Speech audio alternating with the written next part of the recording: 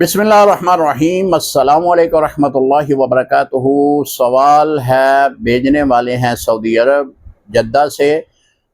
पूछते हैं मोहम्मद रियाज बुखारी, कहते हैं मुफ्ती साहब, गुस्ल फ़र्ज हुआ था, दांतों के अंदर गोश्त यानी बोटी का ज़र्रा जो रह गया था, वो गुस्ल करने के बाद याद आया, उसको निकाल दिया गया, तो क्या ऐसी सूरत में गुस्ल हो जाएगा?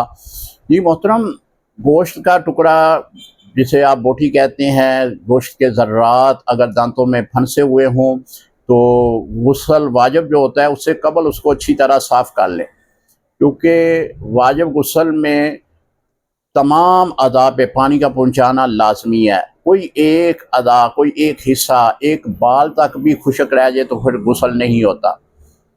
अगर मालूम नहीं था, पता नहीं था दांतों में कोई ज़र्रात फंसे हुए हैं, गुस्ल कर लिया गया, तो अब गुस्ल के बाद आपने उसको निकाला है, तो अब अच्छी तरह कुल्ली कर लें, दोबारा गुस्ल करने की ज़रूरत नहीं है।